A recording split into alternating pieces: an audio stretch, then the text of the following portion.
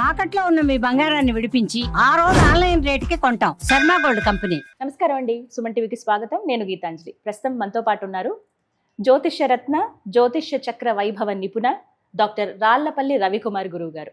వీరితో మాట్లాడి ఏప్రిల్ మాసంలో ద్వాదశ రాశుల వారి జాతక ఫలితాలు ఏ విధంగా ఉన్నాయి, మెరుగైన ఫలితాల కోసం మనం ఎలాంటి పరిహారాలు చేసుకోవాలో గురుగారి మాటల్లో విని తెలుసుకుందాం.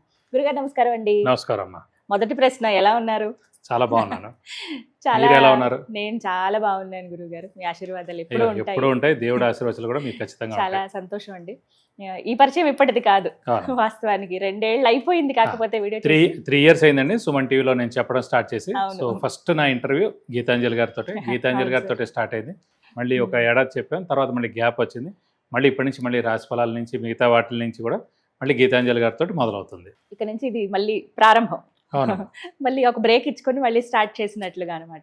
గురుగారు, ఇక ఏప్రిల్ ప్రతి మాసం ఖచ్చితంగా కోరిక ఉంటుందండి, తెలుసుకోవాలని జాగ్రత్త పడతారు. అందులో భాగంగానే ఇలా ఈ రాశి ఫలితాలు చెప్పడం కూడా.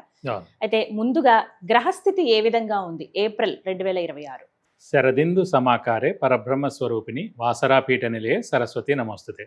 సుమన్ టీవీ ప్రేక్షకులకి నమస్కారం. ముందుగా ద్వాదశ రాశుల్లో ఏప్రిల్ నెలలో నవగ్రహాలు ఎక్కడ ఉన్నాయో తెలుసుకుందాం. ముందుగా సూర్యుడు వచ్చేసి మనకి ఏప్రిల్ 15 to మే 15 ఫిక్స్డ్ అండి. సూర్యుడు మేషరాశిలో ఉంటాడు, ఉచ్చ స్థానంలో ఉంటాడు. సూర్యుడు అంటే తండ్రి కారకుడు, గవర్నమెంట్ కారకుడు, ఆరోగ్య కారకుడు.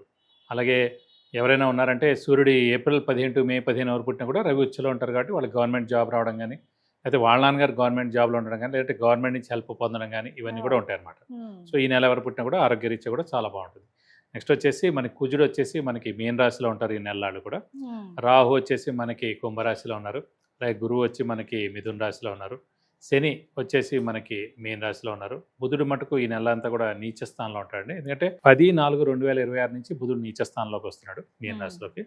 సో బుధుడు మెయిన్గా వ్యాపార కారకుడు, అలాగే మిత్రులకి కారకుడు, అలాగే క్రియేటివిటీ, ఇంటెలిజెన్స్, లాజిక్ అవన్నిటి కారకుడు, స్పెక్యులేషన్ కారకుడు, ఇవన్నిటికి కారకత్వం అనమాట. సో అతను ఈ నెలలు నీచలో ఉంటాడు కాబట్టి స్పెక్యులేషన్స్ అలాంటివన్నిటి కొంచెం జాగ్రత్తగా ఉండాలి. ఎందుకంటే స్పెక్యులేషన్ జోలికి వెళ్ళినా చాలా ప్రాబ్లం అవుతుంది, ఏ రాశి వాళ్ళైనా సరే. బుధుడు మెయిన్ కారకుడే మనకి ఇది కాబట్టి అతను నీచలో ఉంటాడు కాబట్టి ఈ నెలలు కొంచెం జాగ్రత్త. చూడండి, ఫర్ ఎగ్జాంపుల్ స్టాక్ ఎక్స్చేంజ్ చూడండి, యుద్ధ వాతావరణం ఉన్నాయి, ఏదైనా ఉన్నాయండి, అనవసరంగా దాని యొక్క ఇంపాక్ట్ నడుస్తున్నాను. సో 10 ఏప్రిల్ నుంచి వచ్చినప్పుడు ఇంకో 20 రోజుల పాటు ఇంకా అంటే ఏప్రిల్ నెల అంతా కూడా స్టాక్ ఎక్స్చేంజ్ పడిపోవడం అని, ఈ గోల్డ్ ధర పెరగడం లేదా తగ్గడం, మళ్ళీ సిల్వర్ ధర పెరగడం లేదా తగ్గడం, అనిశ్చితి అనేది ఉంటుంది స్టాక్ ఎక్స్చేంజ్లో. ఫైనాన్షియల్గా అన్నీ కూడా అనిశ్చితి ఉంటుందని చెప్పుకోవచ్చు. నెక్స్ట్ వచ్చేసి మనకి కేతు వచ్చేసి సింహరాశిలో ఉన్నారు. శుక్రుడు వచ్చేసి మనకి 19/4/2026 నుంచి వృషభ రాశి అంటే ఓన్ రాశి అనమాట, వృషభ రాశి, ఆ రాశిలోకి ప్రవేశిస్తాడు. ఈ నెలలు కూడా అక్కడే ఉంటాడు. ఇవి ద్వాదశ రాశుల్లో నవగ్రహాలు ఈ ఏప్రిల్ నెలలో ఈ స్థానాల్లో ఉంటాయండి. గురుగారు, సింహరాశి వారికి ఏప్రిల్ మాసంలో ఏ విధంగా ఉండబోతుందండి? తప్పకుండా అమ్మ. సింహరాశి అనగానే మనకి మక 1, 2, 3, 4 పాదాలు, పుబ్బ 1, 2, 3, 4 పాదాలు, ఉత్తర 1వ పాదం, ఈ సమూహం అంతా మనకి సింహరాశిలోకి వస్తుంది. సింహరాశి అనగా మనకి సూర్యుడు అధిపతి అవుతాడు. సూర్యుడు అంటేనే విపరీతమైన స్ట్రైట్ ఫార్వర్డ్, నీతి నిజాయితీ, గవర్నమెంట్, తండ్రి కారకుడు అన్నీ అనమాట. సో వీళ్ళకి శత్రువులు కూడా చాలా ఎక్కువగా ఉంటారు, ఎందుకంటే బాగా నీతి నిజాయితీ ముక్కుసూటిగా ఉంటారు కాబట్టి స్నేహితులు తక్కువగా ఉంటారు. గవర్నమెంట్ నుంచి హెల్ప్ ఖచ్చితంగా ఉంటుంది. ఇందాక కూడా చెప్పుకున్నా, ఏప్రిల్ 15 to మే 15 పుట్టిన వాళ్ళకి గవర్నమెంట్ జాబ్ వస్తుంది. అలాగే వాళ్ళ నాన్నగారు గవర్నమెంట్ జాబ్లో ఉండొచ్చు, లేదంటే గవర్నమెంట్ నుంచి హెల్ప్ ఉంటుంది. సేమ్ ఆగస్ట్ 15 to సెప్టెంబర్ 15 పుట్టిన సూర్యుడు స్వస్థానంలో ఉంటాడు. అలానే వాళ్ళకి గవర్నమెంట్ జాబ్ రావచ్చు, లేదా వాళ్ళ నాన్నగారు గవర్నమెంట్ జాబ్ చేయొచ్చు, అంటే గవర్నమెంట్ నుంచి హెల్ప్ ఖచ్చితంగా పొందవచ్చు. వీరికి అంటే ప్రస్తుతం మెయిన్గా లాభస్థానంలో గురువు చాలా బాగున్నాడు. గురువు అనేవాడు 100 ఉన్నాడు. రాహు కేతులు మటుకు సమసప్తకాలు. రాశిలో సింహరాశిలో కేతు ఉన్నాడు, ఆపోజిట్లో రాహు ఉన్నాడు. సో మొన్నే గ్రహణం కూడా వెళ్ళింది 2 months బ్యాక్. ఆ గ్రహణ ఎఫెక్ట్ కూడా 2-3 months ఉంటుంది. సో గ్రహణం అంటే మామూలుగా ఏంటంటే మెయిన్గా రాహు కానీ కేతు కానీ ఉంటే కనుక మనం ఎంత మంచి వాళ్ళమైనా, ఎంత బెస్ట్ అయినా, ఎంత హెల్పింగ్ నేచర్ ఉన్నా, ఎంత సౌమ్యులైనా, ఎప్పుడు మనం రెడీగా ఉన్న హెల్పింగ్కి సో ఆ ఛాయ్ అనేది అడ్డుపడుతుందన్నమాట. ఫర్ ఎగ్జాంపుల్ గ్రహణం వచ్చినప్పుడు ఏంటంటే సూర్యగ్రహణం వచ్చింది, అంత సూర్యుడు కూడా మనకి ఇలా అడ్డు వచ్చేసి చీకటి అయిపోతుంది. అలాగే మీలో మంచితనం కానీ బెస్ట్ ఏమైనా కూడా అన్ని క్వాలిటీస్ ఎగిరిపోతాయి. అంటే ఎప్పుడు మనం చేసేవాళ్ళని ఎప్పుడైనా ఒకసారి చేయకపోయినా, చిన్న కామెంట్ చేసినా, ఎప్పుడు అన్నని వాళ్ళని అన్నా పెద్ద పెను దుమారం అయిపోతుందన్నమాట. సో అందుకే సింహరాశి వాళ్ళు కొంచెం మౌనంగా ఉండడం ఉత్తమం. ఎందుకు జాగ్రత్తగా రాశిలో కేతు ఉండి సప్తమంలో రాహుండి మొన్నే గ్రహణం అయ్యి అష్టమ శని కూడా నడుస్తుంది కాబట్టి ఇది కాకుండా ముక్కుసూటిగా కూడా ఉంటారు కాబట్టి 5 కాంబినేషన్స్ వచ్చాయి ఇప్పుడు. సో అది కొంచెం మనం జాగ్రత్తగా ఉన్నా అంటే బెస్ట్. వీళ్ళకి కూడా స్థానచలనం ఉండేందుకు అవకాశం ఉంది. ఎందుకంటే ఇక్కడ శని అష్టమంలో ఉన్నాడు, కుజుడు కూడా అష్టమంలో ఉన్నాడు. సాధారణంగా ఒక కుజుడు ఉన్నా సరిపోతుంది. శని ఉంటే ఖచ్చితంగా స్థానచలనం ఉంటుంది. ఇల్లు మార్పు కానీ, ఉద్యోగ మార్పు కానీ, ట్రాన్స్ఫర్ అవ్వడం కానీ, వేరే ఊరికి మారడం కానీ, వేరే ఊరిలో కొత్త జాబ్ వెతుక్కోవడం కానీ, లేదంటే ఫారిన్ టూర్ విజిట్స్ అసైన్మెంట్స్ కానీ, లేదా పర్మనెంట్ లేకపోతే కొన్ని రోజులు జాబ్ కోసం లేకపోతే చదువు కోసం వెళ్ళడం కానీ ఇవన్నీ కూడా జరుగుతాయి అన్నమాట. సో వీళ్ళకి ఏంటంటే మెయిన్గా షూరిటీస్ పెట్టకండి, స్పెక్యులేషన్స్ జోలికి వెళ్ళకండి, మధ్యవర్తితో వహించకండి.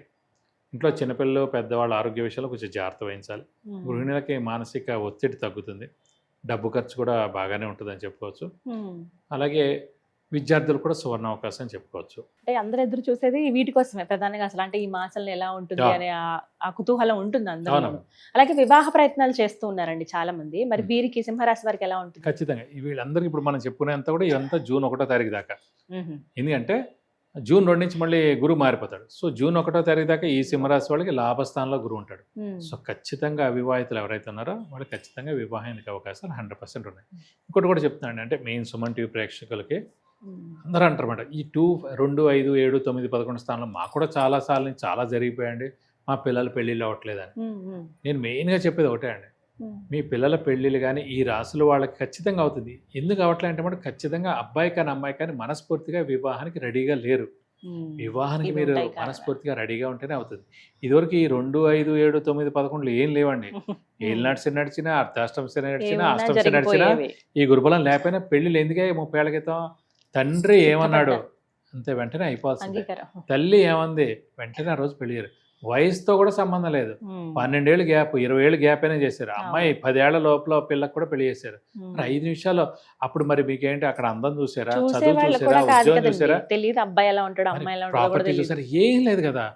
మళ్ళీ కాపురం తర్వాత పంపిస్తూ ఉండొచ్చు, కానీ వెంటనే అయిందా లేదా, అన్నీ ఉన్నాయి కాబట్టి ఇన్ని ఇబ్బందులు అండి. కాబట్టి అబ్బాయి కానీ అమ్మాయి కానీ ఖచ్చితంగా మనస్ఫూర్తిగా రెడీగా వివాహంగా ఉన్నప్పుడే, గీతాంజలి గారు ఇదే మెయిన్ పాయింట్ అండి, ఎవరికైనా ఇదే మెయిన్ పాయింట్, అప్పుడే వివాహం అవుతుంది. లేకపోతే అలా డిలే అవుతూనే ఉంటుంది. చూడండి ఎంతమంది అందం ఉంది, చదువు ఉంది, ఉద్యోగం ఉంది, ప్రాపర్టీ ఉంది, అన్నీ ఉన్నాయి కదా, మరి ఎందుకు కావట్లేదు? ఇవన్నీ ఉన్నాయంటే ఆటోమేటిక్గా జాతకం కూడా ఆల్రెడీ బాగుంటుంది కదా. జాతకం మారిపోతే అంత మంచి చదువు రాదు, ఉద్యోగం రాదు, అందం ఉండదు, ప్రాపర్టీ ఉండదు, అన్నీ బెస్ట్ ఉండవు కదా. సో అందుకే వీళ్ళే వివాహానికి రెడీగా లేరండి. సో ఇప్పుడు ఇది కూడా చూడండి, సంతానం గురించి చాలా ఆలోచించేవారు. సంతానం గురించి ఇప్పుడు సంతానం వద్దనే అనుకుంటున్నారు చాలా మంది కొత్తగా పెళ్ళైన వాళ్ళు. అదనమాట, మీరే వద్దని అనుకునేప్పటికీ తదాస్తానే అయిపోతుంది అన్నమాట. సో అందుకే కూడా ఎప్పుడైనా సరే గుర్తుపెట్టుకోండి, తల్లిదండ్రుల దగ్గర కూడా మన చుట్టాలు కానీ ఫ్రెండ్స్ కానీ పెద్దవాళ్ళు ఎవరైనా పురోహితులు కానీ ఎవరైనా అడిగినప్పుడు కూడా ఏమండి మీ అమ్మాయి వివాహం ఎక్కడి దాకా వచ్చిందని అడగగానే మా అమ్మాయి చేసుకోదట, మా అమ్మాయి ఇప్పుడప్పుడే చేయొద్దు అనుకుంటాం. ఫస్ట్ మీరే అనడం అలా నెగిటివ్ వల్ల అదంతా నెగిటివ్ అయిపోద్దండి. చూస్తున్నాం మంచి సంబంధం గురించి చూస్తున్నాం అని ఒక్క వర్డ్ అంటే సరిపోతుంది. అలాగే మరి వీరికి సంతానం విషయంలో సంతాన కారకుడు కూడా గురువే అండి.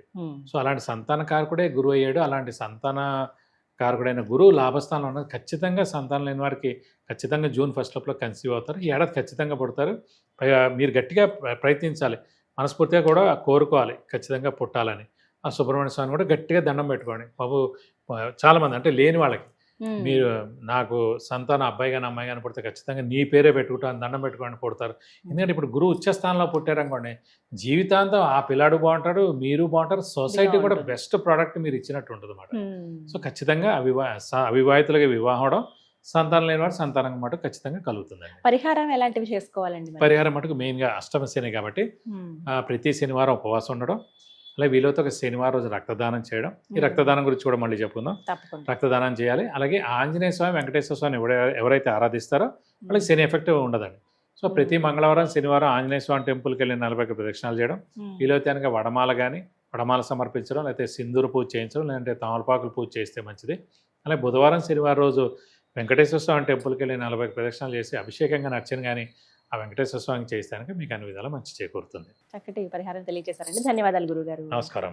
విన్నారు కదండి ద్వాదశ రాశుల జాతక ఫలితాలు. అలాగే మీరు పర్సనల్గా గురుగారితో మాట్లాడాలన్న అపాయింట్మెంట్ తీసుకోవచ్చండి.